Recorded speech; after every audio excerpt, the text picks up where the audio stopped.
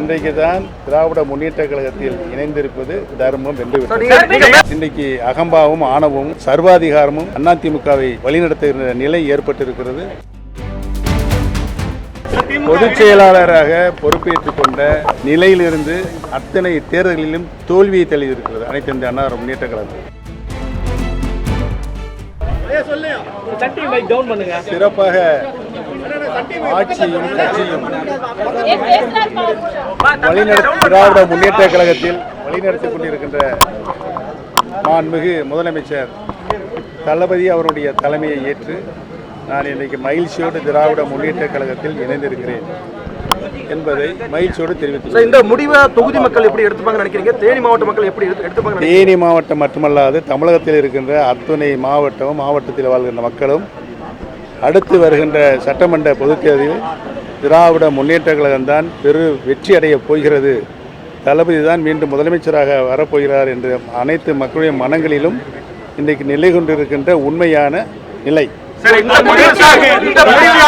ஏற்கனவே அதிமுக தரப்புல உங்களை திமுக விமர்சனம் பண்றாங்க. அது இப்போ நிறுவனமா இருக்குன்னு குற்றச்சாட்டு வைக்கிறாங்க. அவர்கள் திமுக பிடிஎம் தான் இவ்வளவு நாள் செயல்பட்டு இருந்தாருன்னு ஒரு விமர்சனம் இருக்குது. இப்போ நீங்க இந்த டிஎம்கே ஜாயின் அவருடைய வாழ்த்துக்கு நன்றி. இன்றைக்கு தான் நான் என்னை திராவிட முன்னேற்ற கழகத்தில் இணைந்திருப்பது தர்மம் என்று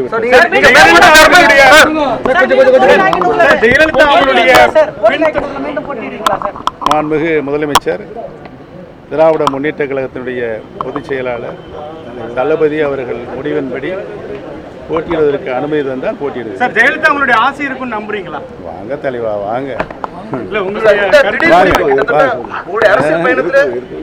அரசியல் பயணத்துல இந்த முக்கியமான மாண்புமிகு அம்மா அவர்கள் மறைகின்ற வரைக்கும் என் மீது அவர்கள் நம்பிக்கை வைத்திருந்தார்கள். அவன் நம்பிக்கைக்கு பாத்திரமா நான் விசுவாசம் இருக்க தொண்டனாகத்தான் இருந்தேன்.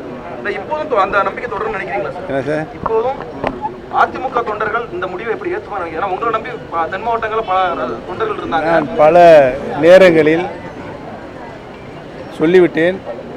இன்றைக்கு அகம்பாவும் ஆணவமும் சர்வாதிகாரமும் அதிமுகவை வழிநடத்துகிற நிலை ஏற்பட்டிருக்கிறது. தமிழக மக்கள் மட்டுமல்லாத அனைத்து இந்திய அண்ணா முன்னேற்ற கழகத்தினுடைய தொண்டர்கள் அனைவரும் வெறுப்போடு பொறுப்பில் இருக்கின்ற பழனிசாமி அவர்களை கூர்ந்து கவனித்துக் கொண்டிருக்கிறார்.